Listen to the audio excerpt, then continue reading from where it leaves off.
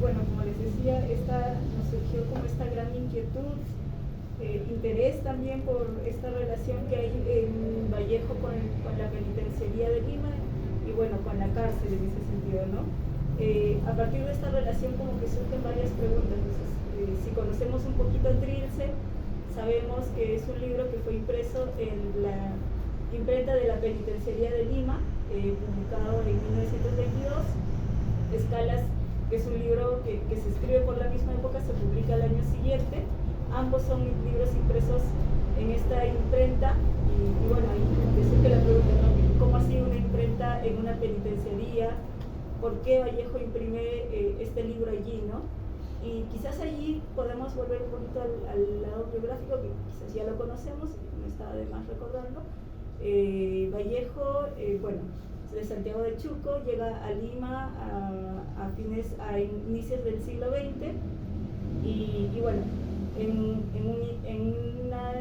uno de sus retornos a Santiago de Chuco vive una serie de eventos confusos en el que termina involucrado y termina en la cárcel de Trujillo, ¿no? Entonces llega a estar ahí 114 días, 122 días.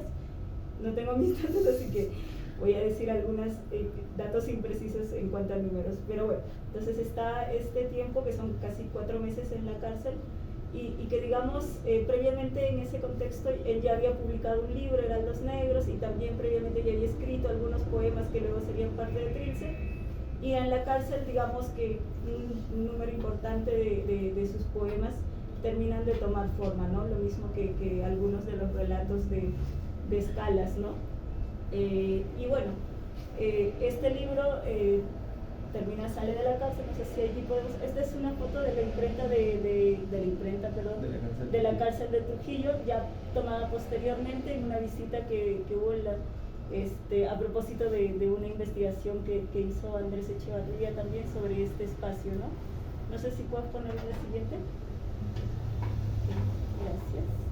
Bueno, este es el panóptico de Lima, la penitenciaría, ¿no? Y bueno, cuando Vallejo sale de la cárcel, bueno, luego presenta un libro de relatos en un concurso, gana el dinero y decide con esto imprimir estos libros, ¿no? Con este dinero. Y en esas circunstancias es que, bueno, se supone que tiene dinero, podría imprimir en cualquier imprenta, pero bueno, él decide, igual vive constantemente aquejado por cuestiones económicas, pero de todos modos decide imprimir en esta imprenta, ¿no? Si puedes poner en la siguiente. Bueno, allí quizás aprovecho ya para hablar un poquito de contarles de la penitenciaría de Lima, ¿no? Así, esta pregunta con la que habría, ¿no? ¿Por qué una imprenta en una penitenciaría? Esto forma parte de un proyecto bien grande que, bueno, que ya estaba inspirado también en proyectos anteriores en Europa, que bueno, a mediados del siglo XVIII empieza a discutirse en cómo regenerar, insertar a los presidiarios en la sociedad, ¿no? Y en esa medida se implementan distintos proyectos en distintas penitenciarías. Una de ellas tiene que ver con espacios de trabajo que, digamos, buscan regenerar a los penitenciarios, pero también generar espacios formativos para los presidiarios, ¿no? Y bueno, este proyecto va a inspirar a algunos países de Latinoamérica. En general, en gran parte de Latinoamérica también a mediados del siglo XIX se implementan espacios de trabajo, pero imprentas como tal o espacios vinculadas al libro, sobre todo se dan en México, Argentina y Perú.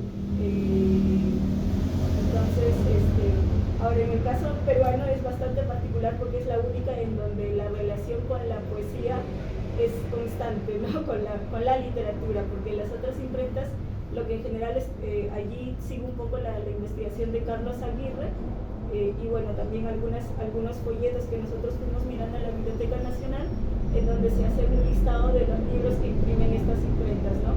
Y en los catálogos mismos de las bibliotecas.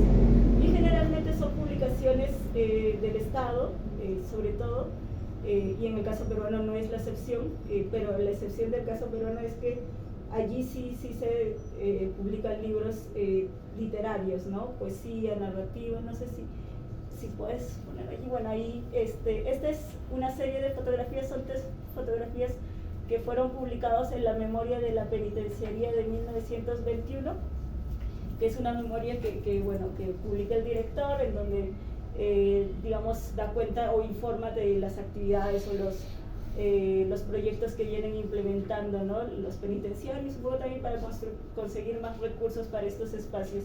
Entonces allí está la biblioteca, el taller de encuadernación, no sé si pueden poner el siguiente, gracias. El taller de encuadernación también, es de 1921 las fotografías, entonces por allí conversando con otros investigadores entre nosotros también, presumíamos que probablemente son las máquinas con las que Vallejo imprime Trilce, ¿no?, y algunas de las personas que también acompañan ese trabajo. No sé si puedes poner el siguiente. Bueno, este es el taller de imprenta.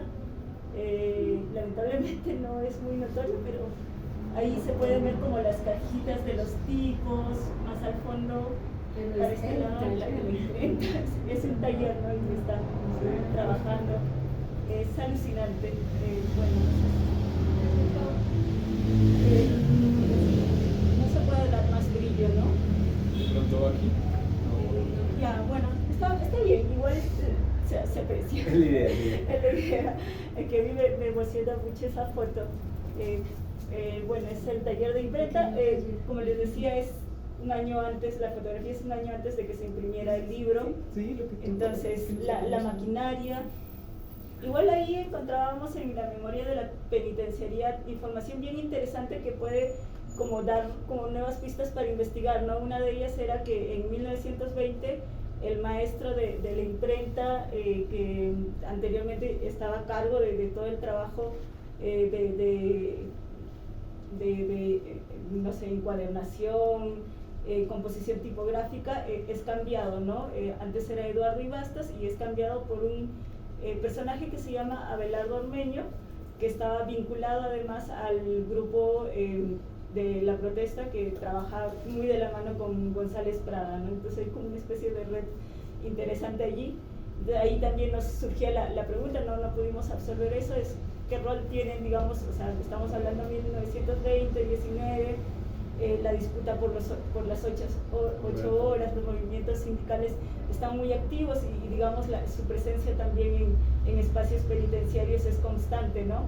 Ahí igual no sabíamos si están, cuánto tiempo están, si también fueron parte de ese proceso de impresión, como una pregunta que queda al aire, ¿no?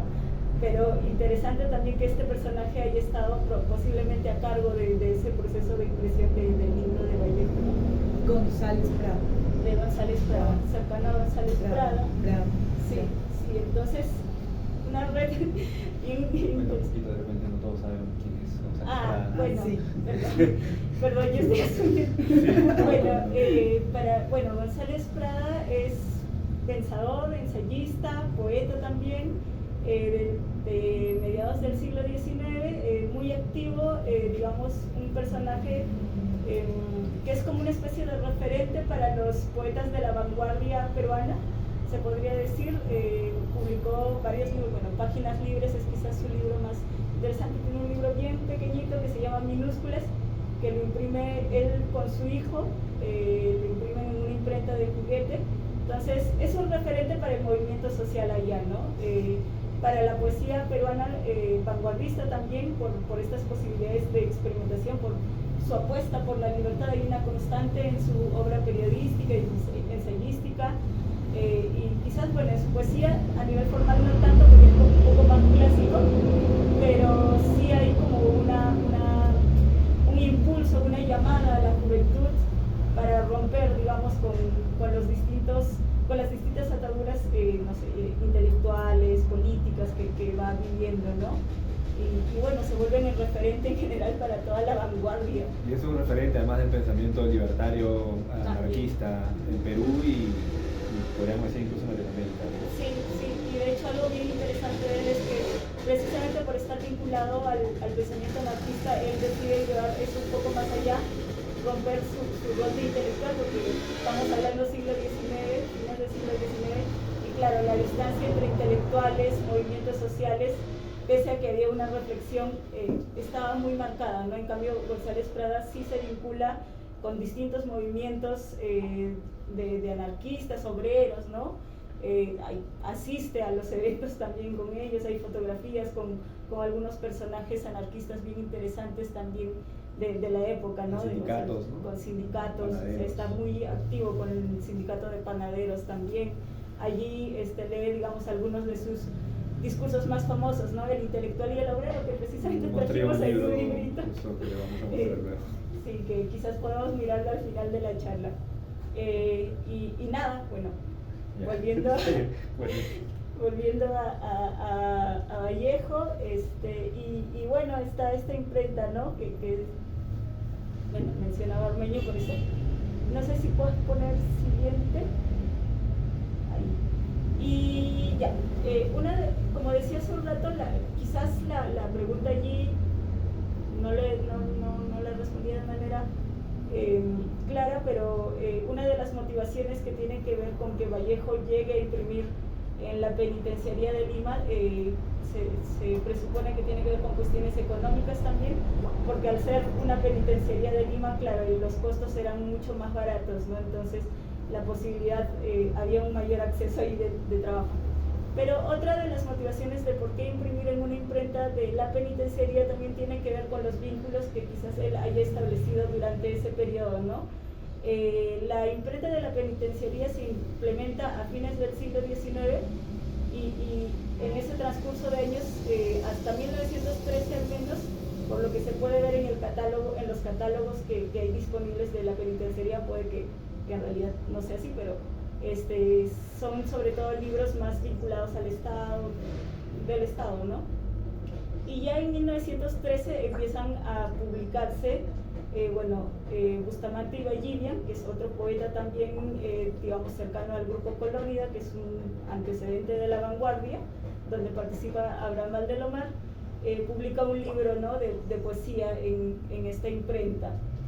Y bueno, es una cosa pareciera gratuita, casi arbitraria, pero lo que había pasado también es que justo un año antes el padre de Abraham Valdelomar, Anfiloquio, asume la subdirección de la imprenta de la penitenciaría de Lima. Entonces se presume que este vínculo que Valdelomar tiene con la penitenciaría de Lima hace que él recomiende a sus amigos, quienes están cercanos a él, a llevar el libro allí, ¿no? Por cuestiones de costo, pero también daba como otras posibilidades, ¿no? La posibilidad de estar mucho más cercano al proceso de impresión. Y eso es bien interesante porque, bueno, antes de ir al otro punto, a lo de las posibilidades de impresión, igual Valdelomar también publica algunos libros suyos. Abraham Valdelomar, bueno, pertenece al grupo Colónida, es un antecedente de La Vanguardia, se podría decir. Una figura también, al igual que González Prada, muy importante, fallece bastante joven, por eso queda como trunca, pero bueno, se esperaba mucho de su obra, ¿no? Y uno de sus libros más importantes es El Caballero Carmelo, que también se publica en esta imprenta, ¿no? No sé si puedo poner siguiente. Por ahí, allí, por favor. Gracias. Y bueno, ahí está esta leyenda al final, en donde se hace alusión a la penitenciaría, ¿no? Y como les decía, las posibilidades allí son más porque hay una posibilidad de composición que también seguramente el mismo autor interviene y observa, ¿no? Ahí nosotros, mientras mirábamos los libros que fueron impresos en la penitenciaría, los de poesía y en general los de narrativa, notábamos que donde hubo un mayor detalle de trabajo, que tuvo mayores adornitos, orlitas, no sé, encuadernación, son precisamente los libros de Valdelomar, ¿no? La Mariscala y El Caballero Carmelo, ¿no? Entonces esta cercanía que él tiene con el espacio también, digamos, incide en cómo el libro se piensa, cómo el libro se presenta finalmente, ¿no?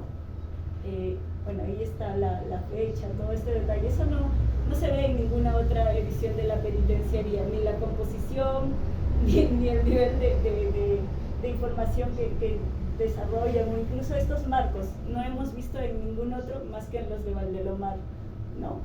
Igual solamente hay una cosita por ahí. Es interesante que en los primeros niveles de experimentación visual en la vanguardia peruana,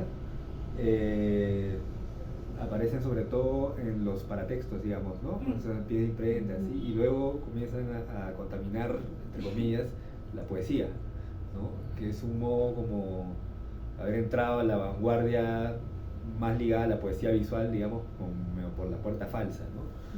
Sí, sí. Bueno, allí en El Caballero Carmelo, ya no se lee acá, pero es un prólogo que escribe Alberto Ulloa, que también es cercano a Valdelomar, y en el que precisamente narra su visita a la penitenciaría de Lima a observar ese proceso de impresión del libro, ¿no? Dice, lo leo rápidamente ya. ¿Lo puedes leer? Voy a intentarlo. La víspera de una partida, Abraham Valdelomar me ha detenido en la calle. Hemos subido a un carruaje y me ha... quizás tenga la cita conducido. Y me ha conducido en el panóptico de Lima. ¿Detente? Delante de nosotros. Delante de nosotros Sí. se ha abierto la reja negra y tras de nuestro paso se ha cerrado con un tranquilo opresor. Hemos cruzado oscuras galerías, hemos descendido escaleras de encrucijada. Nuevas rejas se han abierto y cerrado por manos duras de carceleros y hemos alcanzado al fin un rayo de sol en el taller donde se imprime este libro. Bueno, y ahí continúa el relato, ¿no? Igual es un relato bien complejo porque, claro, ya luego cuando empieza a describir a los penitenciarios hay una cosa también como de describirlos como perdidos, de locura también, pero también hay una mirada como de observar cómo la libertad se asoma allí, ¿no? Esta imagen, eso, bueno, no sé, es un relato súper largo, pero que tiene como muchas tensiones en la voz del mismo autor, ¿no? Cómo mirar esta relación entre el libro y el penitenciario, ¿no? Porque finalmente el penitenciario es una figura compleja, ¿no? No es una figura fácil de asumir incluso para ellos, ¿no? Pese a la cercanía que están teniendo con este espacio. Siguiente. Bueno, es parte del relato, sigo, porque ya no...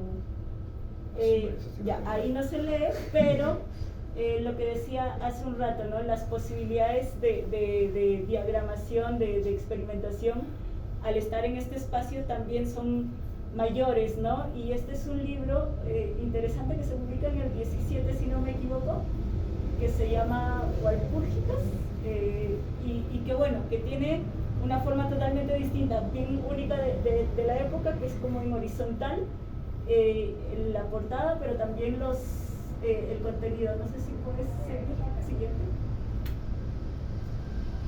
Bueno, no se aprecia en la forma de la foto, pero es un libro horizontal, no es un libro clásico como sería concebido. De hecho, creo que es el primer libro de la poesía peruana que se concibe con una forma distinta al formato clásico hasta ese momento, ¿no?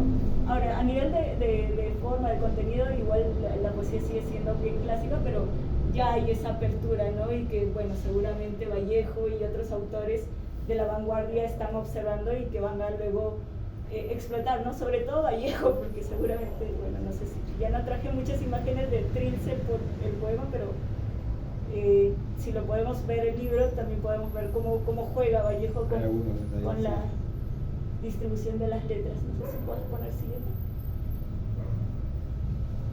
Y bueno, todo esto venía a la cercanía que tiene Vallejo con Valdelomar, ¿no? Cuando Vallejo llega a Lima, establece una fuerte amistad con los intelectuales de provincia radicados allá sobre todo, y uno de ellos es precisamente Valdelomar, ¿no? Hay como una serie de cartas en donde se narran los paseos que tienen, pero también cuando Valdelomar fallece, Vallejo le escribe una nota muy, muy emotiva.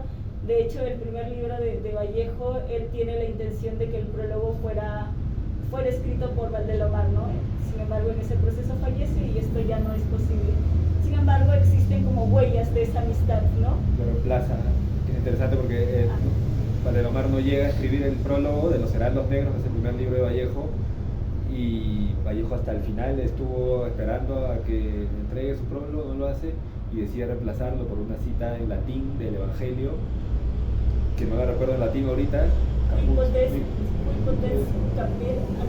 que significa quien quiere entender que entienda, ¿no? Que es de algún modo además lo que marca el derrotero hacia toda la obra de Vallejo, ¿no? Quizás principalmente a Trilce, ¿no? Sí, sí, o sea, inaugura su publicación de manera oficial, se presenta con eso, ¿no? Es lo que Claro. abre el libro finalmente. Sí. Eso es bien, bien interesante Sí. también. Y bueno, como decía, huellas de esa cercanía, de esa amistad que digamos, otra de las motivaciones que llevan a Vallejo a imprimir en la imprenta de la penitenciaría tiene que ver con este vínculo con Valdelomar, ¿no? Y huellas de esa amistad están las cartas, las fotografías, esta entrevista también donde, digamos, se habla, se puede ver un poco esa preocupación compartida por la renovación de la literatura, ¿no? Ambos tienen una conversación breve pero bien sugerente en ese sentido, ¿no? Hay una búsqueda, un reclamo por eso, ¿no? Por las voces que tienen que venir, por cómo se renueva la poesía peruana. ¿Puedes poner siguiente? Ahí ya no me detengo a leerlo, pero bueno, y Trilce. Como decía, está a este lado la leyenda imprenta de la penitenciaría de Lima. Todo el trabajo que hay con Valdelomar, digamos, acá es mucho más simplificado, pero ahí hay cosas muy interesantes igual. Y la portada. Respecto a la portada, esta es trabajada por Morey, Víctor Morey, que es un pintor amazónico, pero que por alguna razón estaba vinculado también a Vallejo y la gente cercana a él, entonces se le encarga a él hacer esta especie de grabado también, que luego va a servir para esta portada y que es como conocemos el libro, ¿no? No sé si puedo poner siguiente. Y nada, algo que yo había dicho al inicio, bueno, antes de Carlos Aguirre, en la última investigación que presentaba ya también, él notaba que estos símbolos, bueno, además de la tipografía, habían ido buscando como algunas orlas, símbolos que presenta Trilce y que bueno, luego no se vuelven a repetir en ninguna otra publicación, pero él notaba que esta de acá, esta figura, aparece en un libro posterior de 1927, que no está para nada vinculado a la literatura, pero que sí se vuelve a reutilizar, ¿no? Es un símbolo único que seguramente ha aparecido en otras publicaciones también que todavía no se han ubicado de la penitenciaría, pero está allí, ¿no? También un detalle allí. Bueno, hace un rato mencionaba que, claro, hay un cambio de maestro. La penitenciaría de Lima hacia 1920-22 tiene una serie de cambios, ¿no? Una de ellas tiene que ver con el maestro que cambia, pero también en la memoria del 20 y del 22 se hace alusión a la necesidad de cambiar de maquinarias para acelerar el trabajo de los penitenciarios. Y si no me equivoco, hacia 1921 llega una nueva máquina, ¿no? Antes se imprimía, digamos, allí con tipos móviles, llega la linotipia, que es como, digamos, un proceso distinto, mucho más acelerado también, que permitía, digamos, trabajar más libros. Y bueno, algo que vamos a observar en Trilce, no en escalas, que sale el año siguiente, es que, digamos, tiene esta especie de errores, se podría decir, de impresión, en donde se puede notar como la tinta reventada o la letra movida, ese tipo de detalles, ¿no? Que ahí tiene que ver con, ahí Luis Alberto Castillo también observaba, ¿no? Que en el proceso de impresión de la linotipia, digamos que la presión que se ejerce es distinto al de los tipos móviles, ¿no? Entonces esto hacía que, digamos, pasen ese tipo de detalles en donde la tinta se ve reventada. Acá hay como varios momentos, o las palabras se ven duplicadas, ¿no? Equilibrio, líneas, esos detalles, ¿no? Que dan cuenta de esa mano que está aprendiendo a manipular esta máquina y con la que se está haciendo este libro tan histórico, ¿no? ¿Puedes poner siguiente? Creo que eso era todo. Bueno, en escalas, por ejemplo, estos errores ya no se ven, es como una impresión mucho más pulcra. Igual las características materiales son distintas a nivel de tamaño, digamos, son libros del mismo tamaño, pero claro, en Trilce, Vallejo elige, es uno de los pocos libros de esa imprenta en el que se imprime con un papel, digamos, un poco más fino, papel perforado, se podría decir, y en cambio en escalas, al igual que gran parte de otras publicaciones, es más bien en pulpa de madera, que era un papel mucho más económico, ¿no? Entonces, y tiene como detalles más sencillos también. Y nada, creo que allí termino, pero siguiente. A ver, por si acaso, no me acuerdo. Ya. Creí que había terminado allí. Esta es una pequeña cita de una carta de Vallejo ante Nororrego, en donde, digamos, da cuenta de sus intenciones de Trilce, ¿no? Ahí quizás lo leemos y ahí te doy el pase a ti. Bueno, le va contando, la carta previamente tiene un momento en donde Vallejo está contrariado por la recepción de Trilce. Es un libro que, bueno, si por ahí hemos leído un poco sobre cómo ha sido inicialmente no hay como una apertura mayor a su lectura, la crítica, hay como opiniones divididas, hasta de cuestionamiento, qué pasa con ese libro, ¿no? ¿Qué significa este libro? ¿Qué nos quiso decir Vallejo con este libro? Dice en algún momento Luis Alberto Sánchez, ¿no? Y bueno, ante eso Vallejo responde ante Nororrego, le dice esto, ¿no? Soy responsable de él, asumo toda la responsabilidad de su estética. Hoy y más que nunca quizás siento gravitar sobre mí una hasta ahora desconocida obligación sacratísima, de hombre y de artista, la de ser libre. Si no he de ser libre hoy, no lo seré jamás. Siento que gana el arco de mi frente su más imperativa fuerza de heroicidad. Me doy en la forma más libre que puedo y esta es mi mayor cosecha artística. Dios sabe hasta dónde es cierta y verdadera mi libertad. Dios sabe cuánto he sufrido para que el ritmo no traspasara esa libertad y cayera en el libertinaje. Dios sabe hasta qué bordes espeluznantes me he asomado, colmado de miedo, temeroso de que todo se vaya a morir a fondo para mi pobre ánima viva. Y cuántas veces me he sorprendido en espantoso ridículo, lacrado y boquiabierto, con no sé qué aire de niño que se lleva la cuchara por las narices. La leo. Bien, gracias Janet, gracias Paola y a la librería por la invitación. Bien, yo quería, aprovechando digamos el contexto histórico y de producción que ha planteado Janet, en base a eso yo quería como adentrarme un poco más a la escritura misma de Trilce, por allí revisar algunos poemas y pensar a grandes rasgos qué significa que Vallejo haya escrito un poemario tan radical. Creo que es el poemario que extrema los límites del lenguaje como ningún otro poemario lo hace en Latinoamérica y quizás en la historia universal, y no creo ser exagerado al decir esto. ¿Qué significa que un poemario de esas características haya sido escrito en un contexto de encierro, y no solamente escrito, sino también producido materialmente en un contexto de encierro? Porque para que claro, no son como dos cárceles con las que se vincula Vallejo, ¿no? La carceleta de Trujillo, donde está recluido durante 4 meses, y luego la penitenciaría de Lima, en donde él decide imprimir. Entonces son demasiados elementos como para que quede esto solamente como un marco anecdótico, ¿no?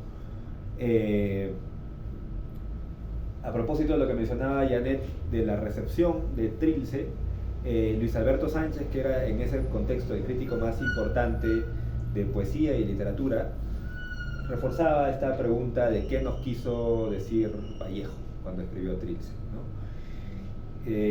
Yo quería empezar mi intervención con una cita de un filósofo crítico de la técnica brasileño que se llama Willem Flusser, que le responde a su modo a Luis Alberto Sánchez, obviamente sin saber, bueno, bien en otra época y no se conocía, ¿no?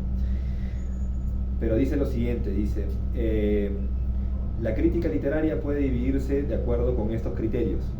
La crítica necia, que pregunta ¿qué es lo que quiere decir? O sea, a lo Luis Alberto Sánchez. Y la sensata dice que quiere a través de qué impedimentos ha dicho el escritor lo que justamente ha dicho. A mí me parece brillante este fragmento porque nos saca un poco del sentido común de lo que uno espera, digamos, cuando se acerca a un libro de poemas tan radical y tan aparentemente hermético, que yo creo que no va por ahí Vallejo. Digamos, es hermético para aquel que quiere buscar siempre significado y que siempre está leyendo las cosas en función a esa pregunta que Willem Flusser juzga como necia, ¿no? El qué quiere decir. Me parece que la poesía juega en otros registros, juega en otros ámbitos. Y más bien, digamos, desenfocar esa pregunta para adentrarnos a la pregunta de bajo qué impedimentos ha dicho el escritor lo que justamente ha dicho, creo que nos permite entrar a la poesía de Vallejo y en particular a Trilce desde esta lógica del obstáculo, del impedimento, ¿no? Yo creo que no hay ningún otro poeta como Vallejo que, vamos a decirlo así, como dialectiza, o sea, como que se relaciona productivamente con el impedimento como Vallejo, ¿no? No hay nadie que convierta ese impedimento de una forma tan brillante como más bien como pletórica verbal, es decir, en abundancia de sentidos, ¿no? De palabras. Pero ese impedimento también puede ser un impedimento, o sea, es el impedimento en principio de la lengua, porque cuando uno habla no solamente utiliza la lengua como instrumento, o mejor dicho, cuando uno escribe poesía no utiliza la lengua como instrumento, sino también la utiliza como límite, ¿no? Pero el impedimento también es económico, y ya Janet ha mencionado algo de eso. Habría que contextualizar que Vallejo nace en Santiago de Chuco, en un pueblo en la Sierra de la Libertad, al norte de Lima, digamos, en condiciones muy precarias, ¿no? Es un pueblo hasta ahora muy pobre, ¿no? Y luego cuando viaja a Trujillo y de Trujillo a Lima, como dice en uno de los poemas de Trilce, ¿no? He venido a Trujillo con 5 soles, he venido a Lima y gano, he venido de Trujillo a Lima, he venido y gano solo un sueldo de 5 soles, ¿no? Que es nada. Entonces todo su itinerario de Santiago de Chuco a Trujillo, de Trujillo a Lima y de Lima a París, y luego intermitentemente viaja a Madrid, luego a Rusia, pero básicamente se instala en París, está asignado absolutamente por la precariedad, por la pobreza, ¿no? Entonces hay que entender a Trilce también desde ese registro de necesidad material.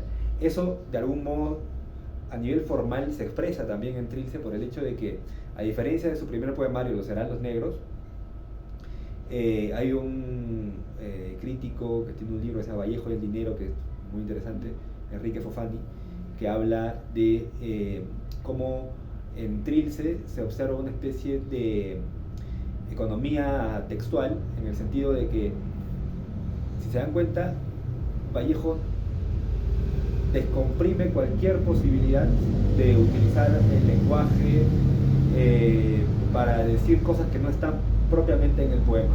O sea, no tiene ningún paratexto Trilce, no tiene prólogo, no tiene títulos, salvo estas cuestiones numéricas, no tiene epígrafe, ¿no? En ese sentido, todo lo que se pone en juego está en la letra del poema, ¿no?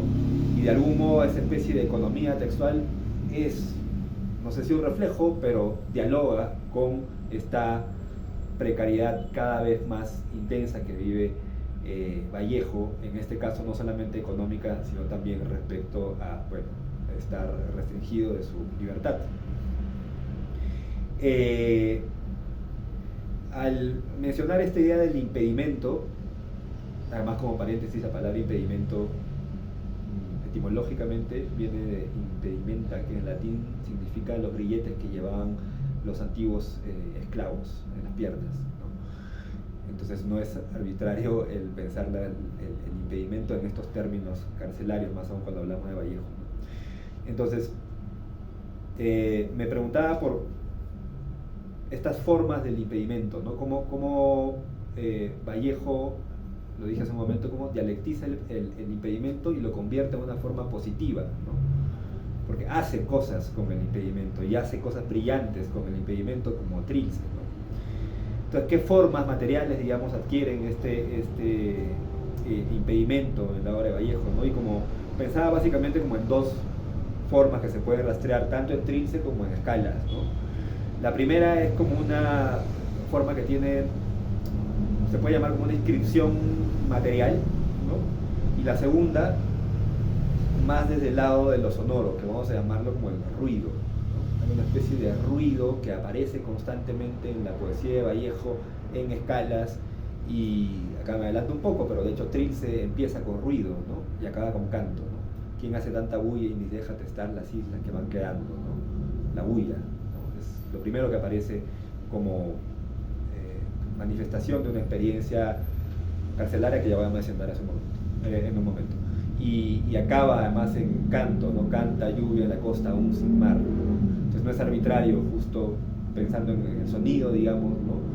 Que Trilce muchas veces se entienda como el mismo Vallejo lo dice, ¿no? Es una criatura en el trance de su alumbramiento, ¿no? En este caso el trance de su alumbramiento está asociado también al lenguaje, al habla, ¿no? Es como alguien que está constantemente esforzándose por aprender a hablar, ¿no? Y pronuncia ese esfuerzo, ¿no?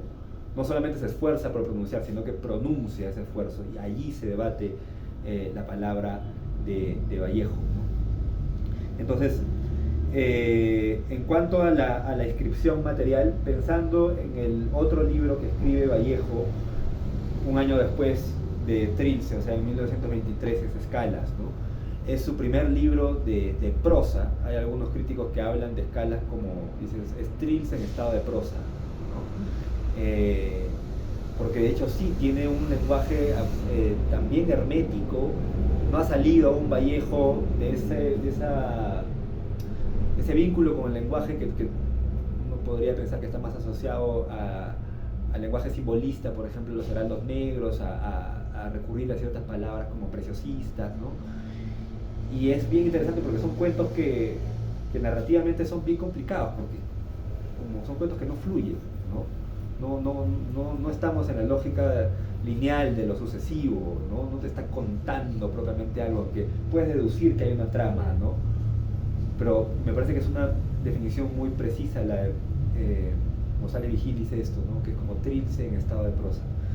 Y en estos cuentos está dividido en dos partes, ¿no? Este grupo de relatos, ¿no?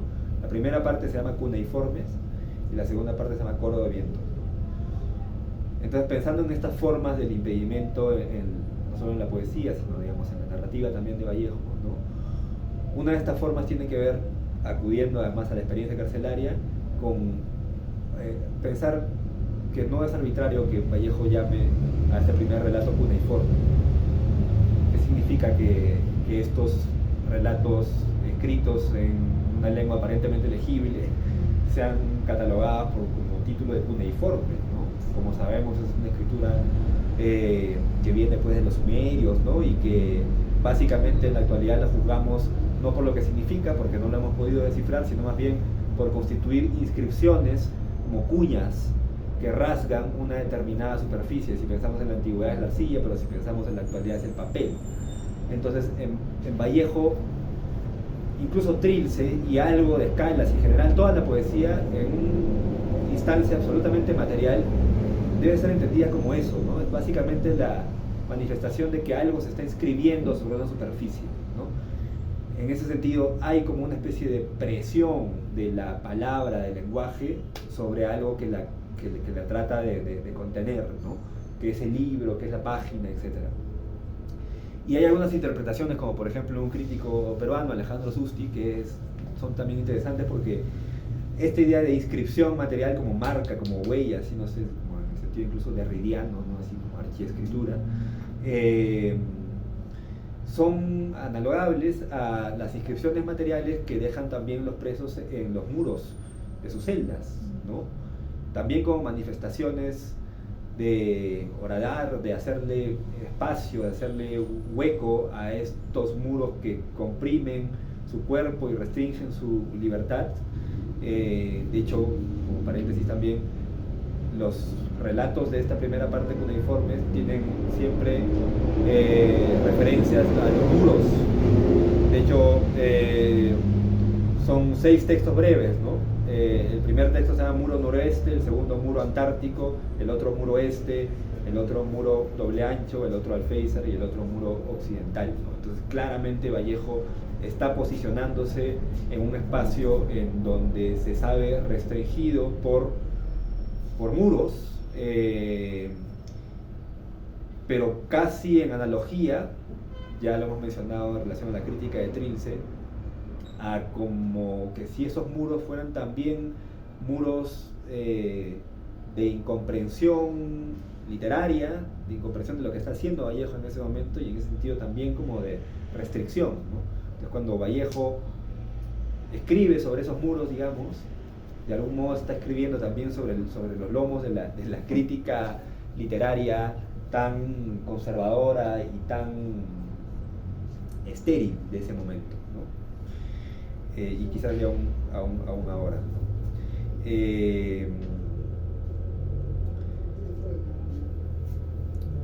El otro punto en donde este impedimento de algún modo se manifiesta materialmente, como acabo de mencionar hace un momento, es el ruido, ¿no?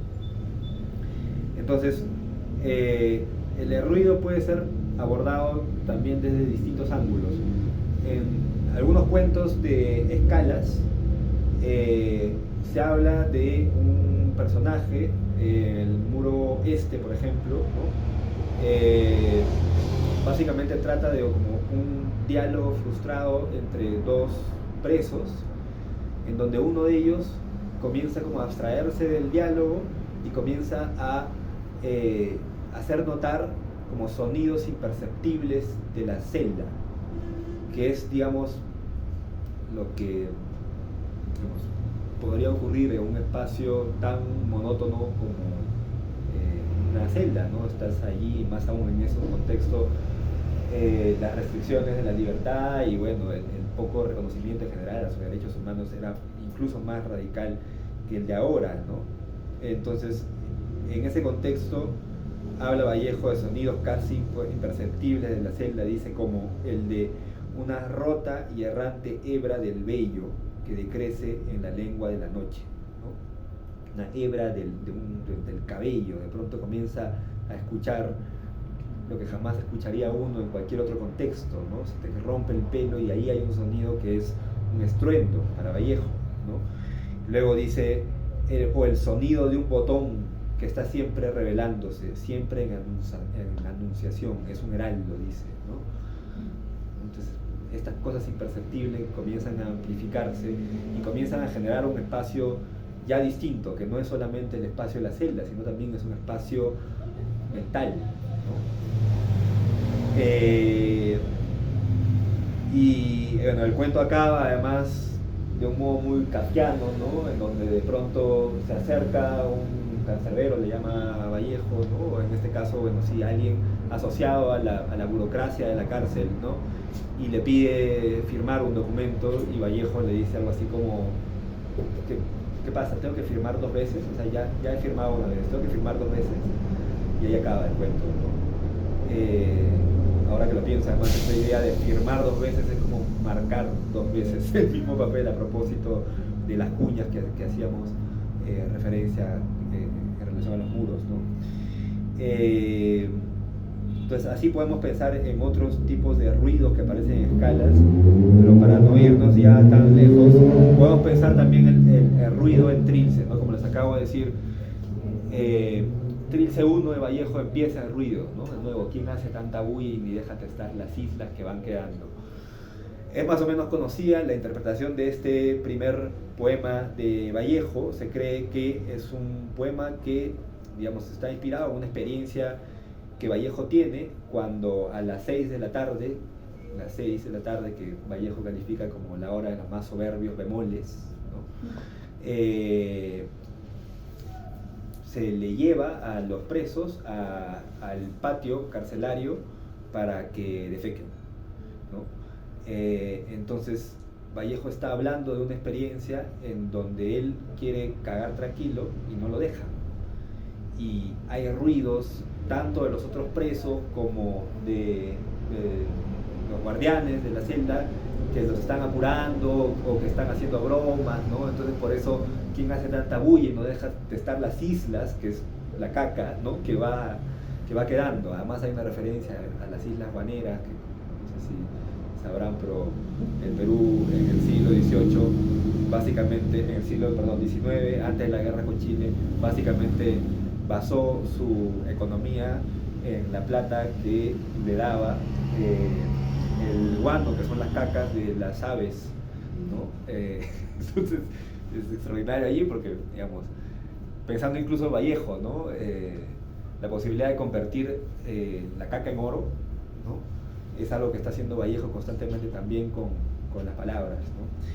En fin, ahí hay toda una línea bien interesante que también la va a discutir Enrique Fofani, que escribe este libro Vallejo y el dinero. Pero para no irme muy lejos, volviendo a la idea de ruido,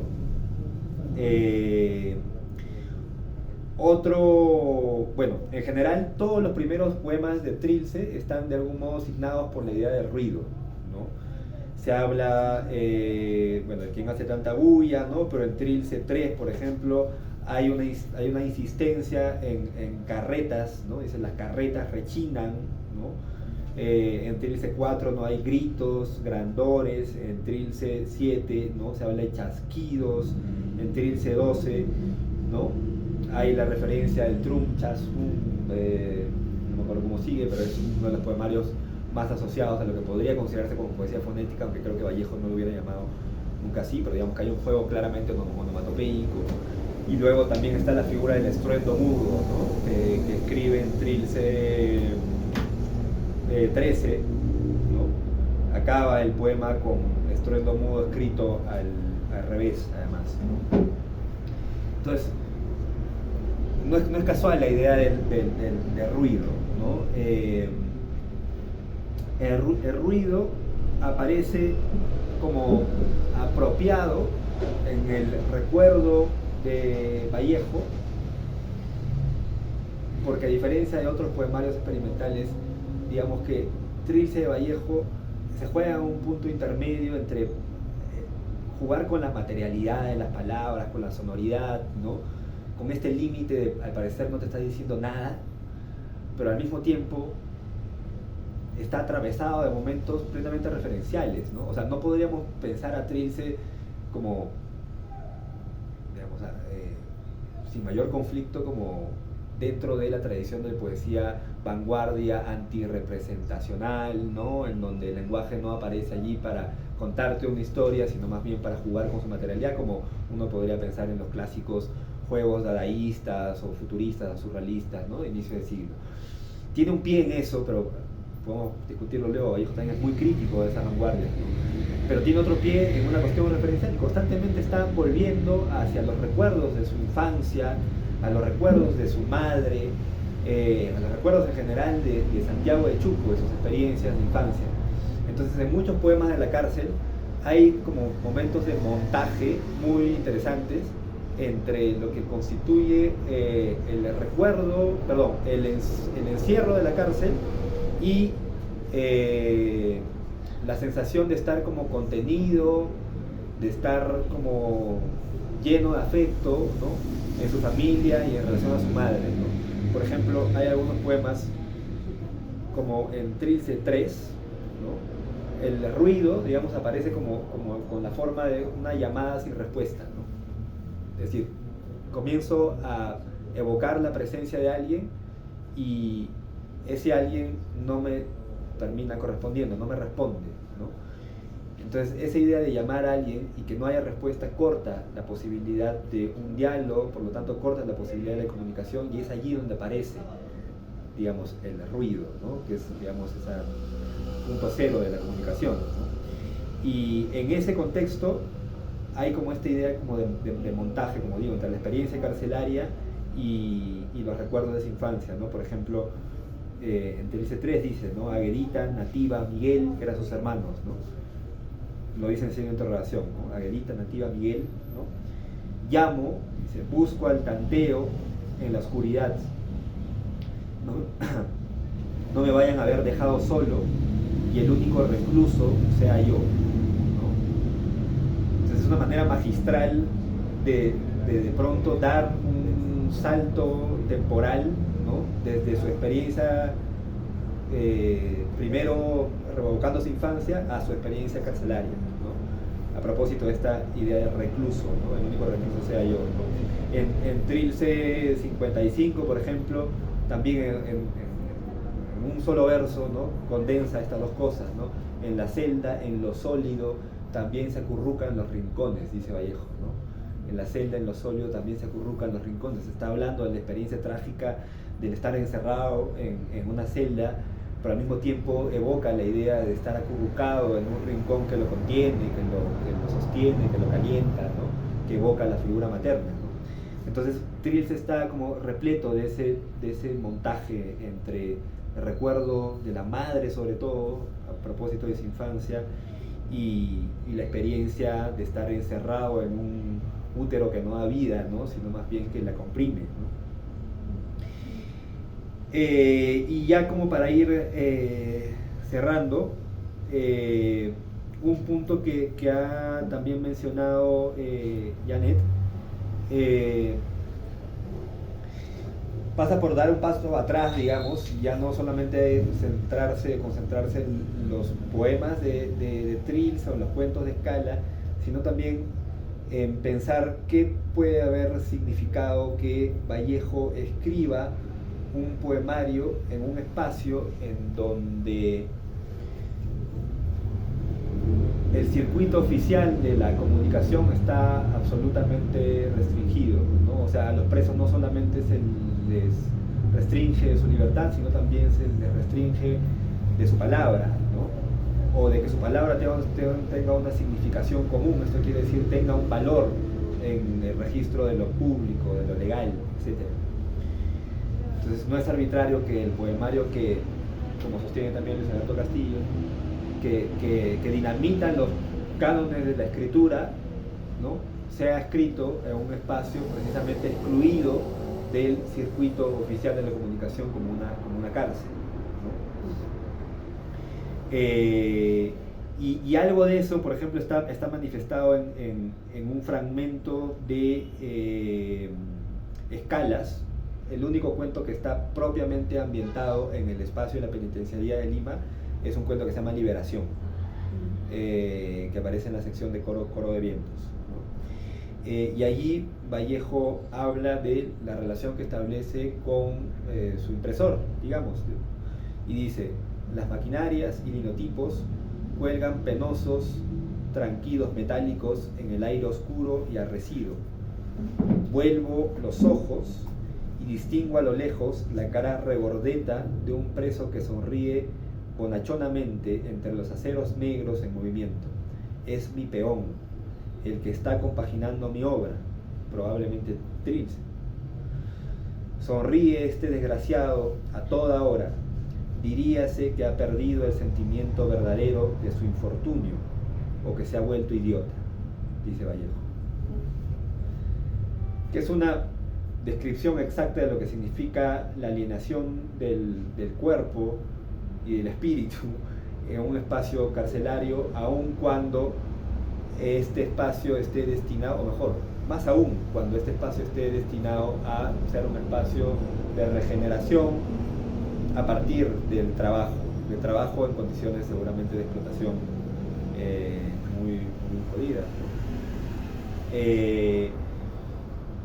Y además esta idea de que ha perdido el sentimiento verdadero de su infortunio, o sea que ni siquiera tiene las palabras para darle forma a su infelicidad, a su infortunio, ¿no? De ahí la idea de que quizás se ha vuelto idiota. Idiota además como idiotez en griego significa que ha sido desterrado, ¿no? Y en ese sentido el que ha renunciado a que su palabra tenga un valor común.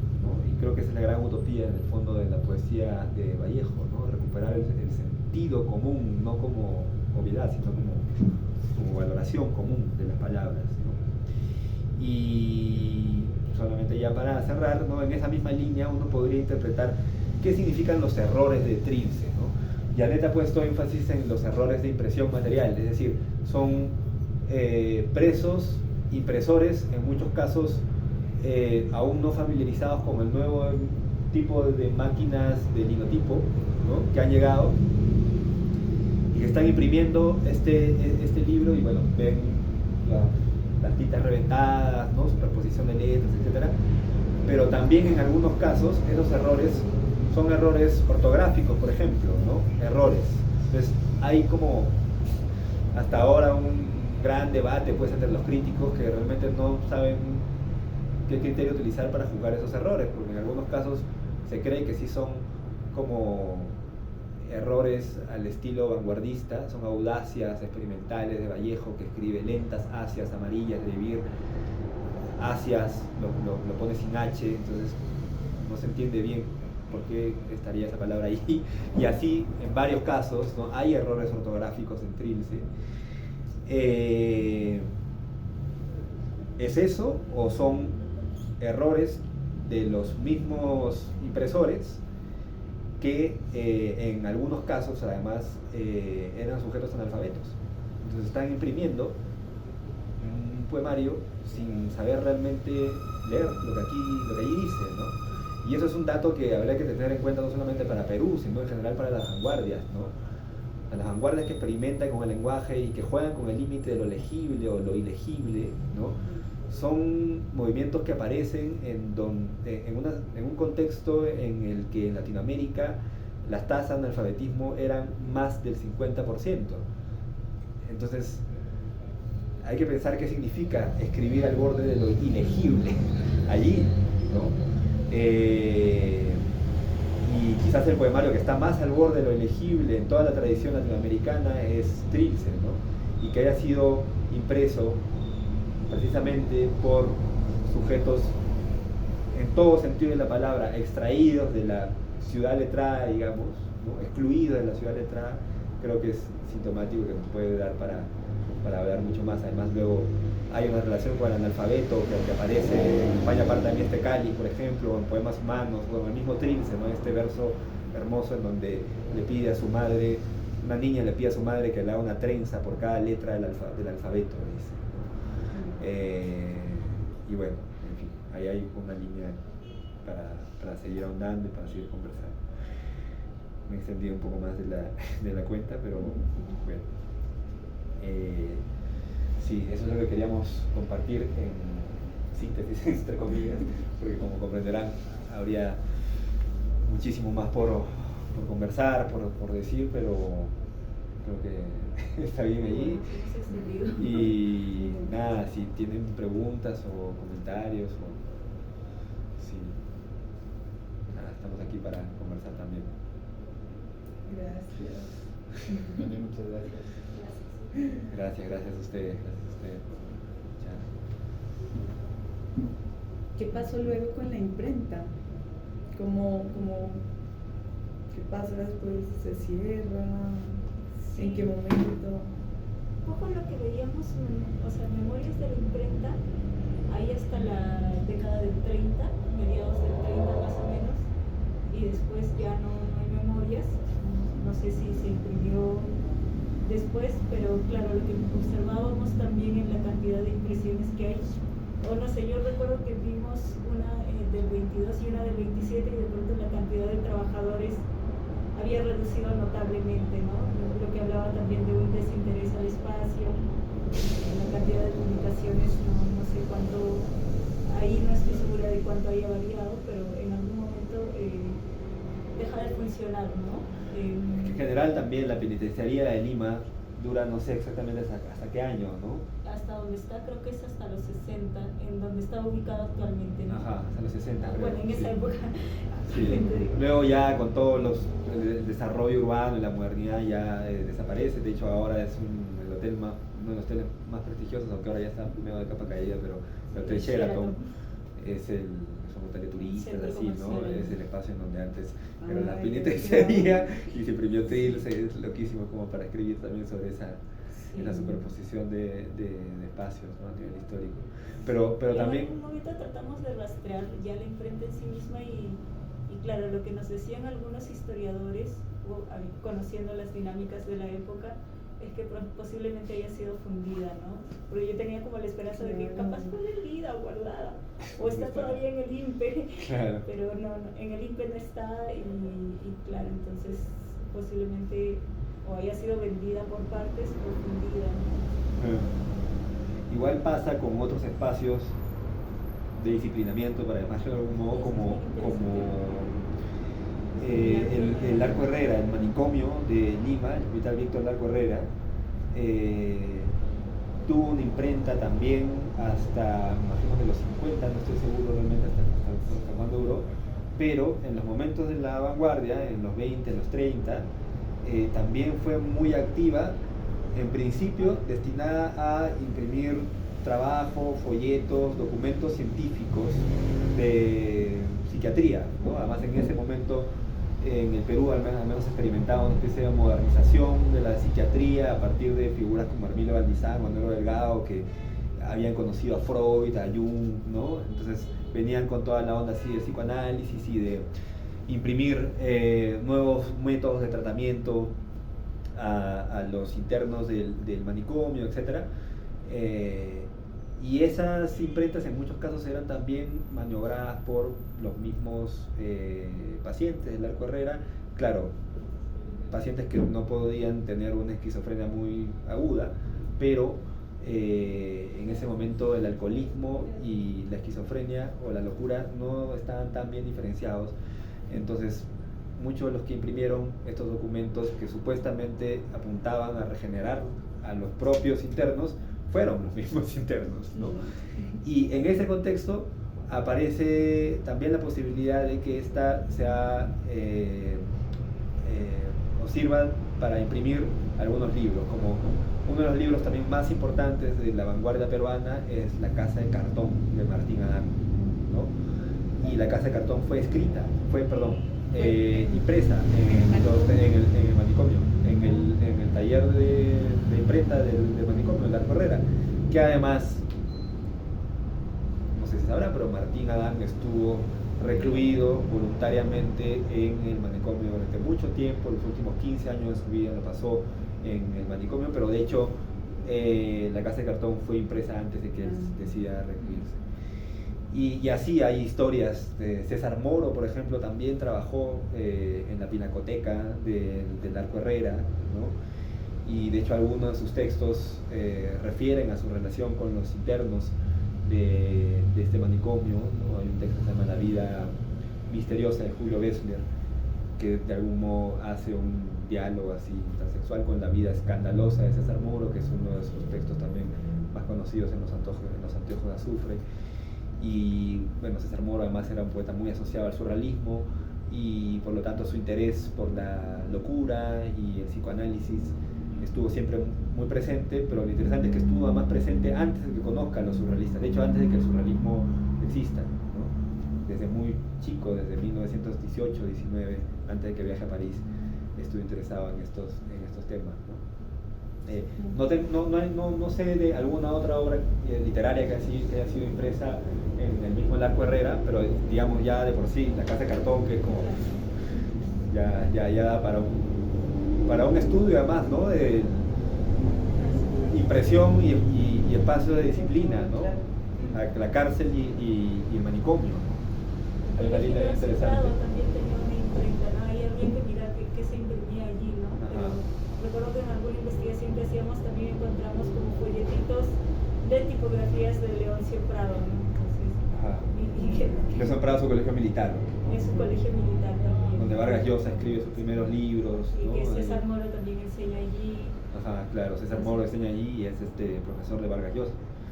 Y hay testimonios, ¿no? De Vargas Llosa que habla del sufrimiento que tenía que padecer Moro en los últimos años de su vida, ¿no? Porque era, digamos, homosexual, poeta, ¿no? En ese contexto en Lima era, y enseñar francés en un colegio militar, comprenderán que era una situación bien jodida, ¿no? ¿Cuántos ejemplares se imprimen de Trilce en esa primera edición? O sea, en esa edición. 200 ejemplares en la penitenciaría de Lima. Y ahí Vallejo, es curioso, ¿no? Porque se supone que él tiene dinero del premio para este libro, que además él pide que sea con un papel especial, pero que además en el proceso hay correcciones, ¿te acuerdas? Que le hace al título, que los amigos le dicen que no, porque era inicialmente Cráneos de Bronce. O sea, el libro se iba a llamar el libro se llama Cráneos de Bronce. Y su nombre iba a ser César Perú. A la A la Natalia Frank. Claro, estaba entusiasmado por el modernismo, porque además él en ese momento no llegaba casi vanguardia europea. Entonces, Trilce, Vallejo escribe Trilce sin mucho conocimiento realmente de que, bueno, todavía era 1921, ¿no? O sea, no existía todavía el surrealismo, el dadaísmo estaba ahí como... Entonces, todavía él tenía mucha influencia del romanticismo castellano. De hecho, su tesis es sobre el romanticismo español, ¿no? Y sobre el modernismo también francés, ¿no? Entonces, él admiraba a Anatole France y estaba medio de moda. ¿Quién más tenía esta moda como de ponerse el apellido? ¿Algún otro literato que sonaba? No, yo me acuerdo de Anatole France. Bueno, claro. Ponerse el apellido como de su nacionalidad, de su país, ¿no? Entonces él dijo, no, yo voy a hacer César Perú. Y cuando ya estaban en la imprenta, ya imprimiendo, de hecho ya habían salido algunos libros, ¿no? Ahí rodeado por algunos amigos del Grupo Norte, ¿no? La gente comienza a convencerle, a decirle, oye, no seas loco, no vas a ponerle César Perú, suena horrible, y Cráneo de Bronce suena peor. De verdad, es un título muy feo, Cráneo de Bronce. Y él como necio. Y al final parece que lo lograron convencer. Claro, y es en ese proceso de cambio del título, de las páginas, que también hay como un tema con el dinero, ¿no? O sea, ¿cuánto va a costar este cambio, ¿no? Y le dicen 3 libras. 3 libras. Y entonces supuestamente la idea es que él dice 3 libras, 3, y ahí sale... eso iba a preguntar de dónde sale Trilce. Y ahí supuestamente, claro, por testimonio de... O sea, hay un montón de interpretaciones, pero por testimonio de un amigo suyo cercano, fue Usturizada, habla que y de hecho el número 3, o sea, en general, la presencia del número en todo Trilce es alucinante, ¿no? Está muy presente, y sobre todo el número 3, ¿no? Que además es el número como de la dialéctica, ¿no? Y de hecho Trilce, Vallejo en ese momento ya tenía cierto acercamiento al marxismo, pero luego se hace ya más sólido hacia 1927, cuando está en París, ¿no? Pero Vallejo constantemente tiene relecturas también de Trilce, me parece, ¿no? Hay un momento en donde dice que Trilce debería ser leído bajo la fórmula, no estoy seguro que es 021, dice. 021, que es un poco es una referencia clara a la dialéctica como hegeliana, así, marxista, ¿no? Que también se debate en esta idea de 3, ¿no? Igual hay algo bien interesante, antes que mencionabas estos errores que hay en Trilce. Luego, cuando ya está en Europa, Vallejo es invitado, reedita Trilce. Hay una segunda edición de Trilce trabajada con Gerardo Diego. Y claro, esta segunda edición, que se supone es una oportunidad para corregir los errores, en realidad Vallejo no lo ve así, ¿no? De hecho, la edición que es revisada por Vallejo se imprime tal cual como la primera edición. O sea, los supuestos errores, asias que pudo ser, incluso ansias, sí. que pudo darle otro sentido al verso en sí mismo, se mantiene, ¿no? Y de hecho en una carta él solo reclama por el error de un poema de Gerardo Diego que se incluyó y que tuvo un error. Claro. Lo único que me molesta de ese libro es ese error en ese poema, pero todo lo demás para él está bien. Entonces... Y de hecho tiene un prólogo de José Bergamín, que es un poeta español muy amigo de Vallejo, que estuvo, bueno, en toda la resistencia de la República Española ante la amenaza del franquismo, ¿no? Pero José Bergamín tiene también trabajos sobre analfabetismo, ¿no? Tiene un texto que se llama Elogio del analfabetismo, ¿no? Y bueno, no creo que sea casual, por ejemplo, que Vallejo haya decidido mantener ciertos errores ortográficos, ¿no?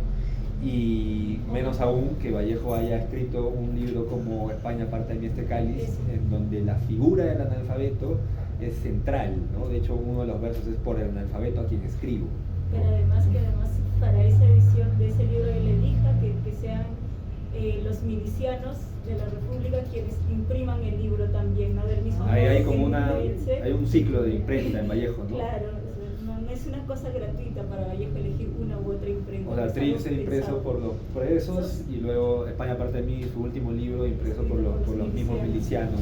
Algunos dicen que fue impreso además con el papel de las ropas del bando enemigo que se quemaron, ¿no? Y se reciclaron luego y con eso se hizo el papel sobre el que se imprimió España parte de mí. Entonces hay un montón de datos. El otro dato que es súper interesante y que la gente no le da mucha bola, pero a mí me parece absolutamente estimulante, es que Vallejo escribe poemas humanos en España parte de mí este cáliz, o sea, son manuscritos, los hace en las cartillas de alfabetización escolar que promovía en ese momento el Ministerio de Instrucción Pública español, que estaba destinado a alfabetizar a niños de milicianos. Entonces hay una parte donde se enseña pues a los niños A, I, O, U, ¿no? Y además se les enseña con consignas, o sea, el silabeo, por ejemplo, se les enseña con consignas de la guerra, ¿no? Sí, y con toda una retórica más visual que proviene del fotomontaje, muy influenciado por la Unión Soviética, tal. Entonces, luego de todos esos ejercicios hay una parte que se llama ejercicio de caligrafía para que los niños y los milicianos practiquen su escritura.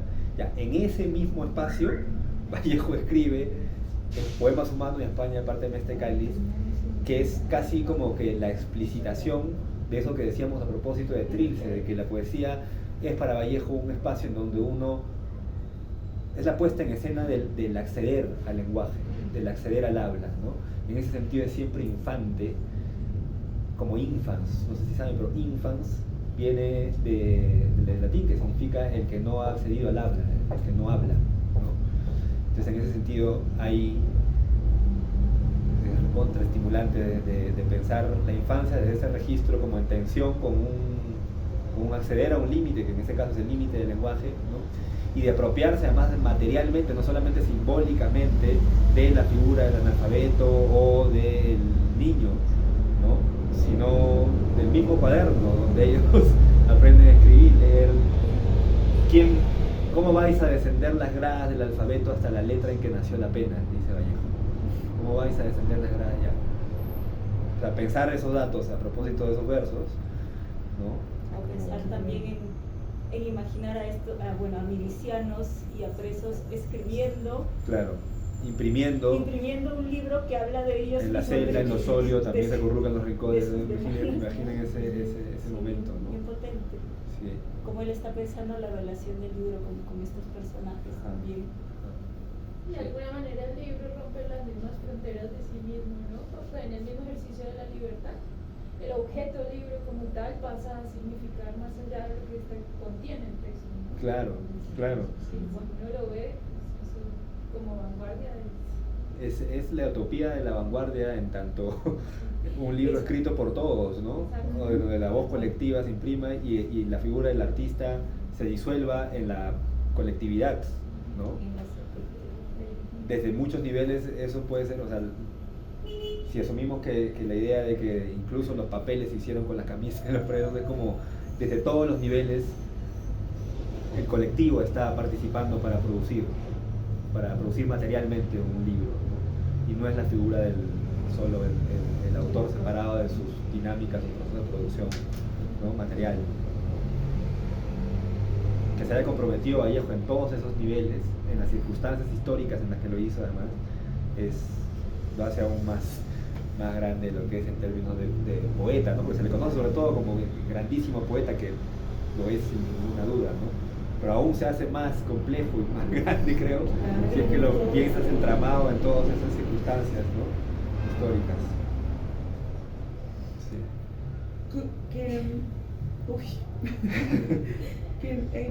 No sé qué texto, qué biografía, que nos recomiendas también para seguir un poco, o esto es un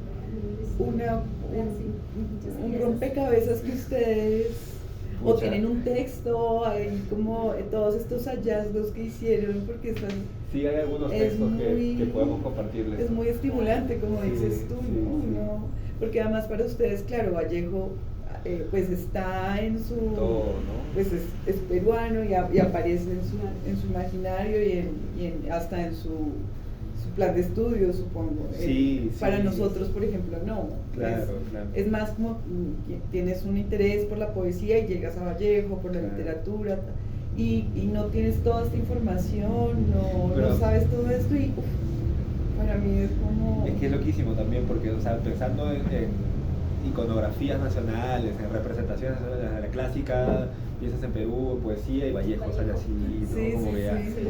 Pero lo más loco, a diferencia de lo que sucede, no sé, también acá podemos conversar, pero a diferencia de lo que sucede en otros países, pienso en Chile y en Colombia, no solamente en poesía, sino en literatura. O sea, cuando en Colombia, piensa Gabriel García Márquez, Chile, Neruda, ¿no? Que son, digamos, poetas o escritores que de algún modo son tan populares también porque es como que hay un acceso más, ¿cómo decirlo? Como más, uno lo siente más cercano, que te habla de escenas más de la vida cotidiana o con un lenguaje un poco más transparente, ¿no? Pero sin negar obviamente la complejidad que significa cada una de sus obras, ¿no? Pero es bien raro que un poeta tan difícil como alguien que escribió Trilce sea el ícono nacional de un país con tantas precariedades en educación, con tanto analfabetismo en su época, etcétera, etcétera, ¿no?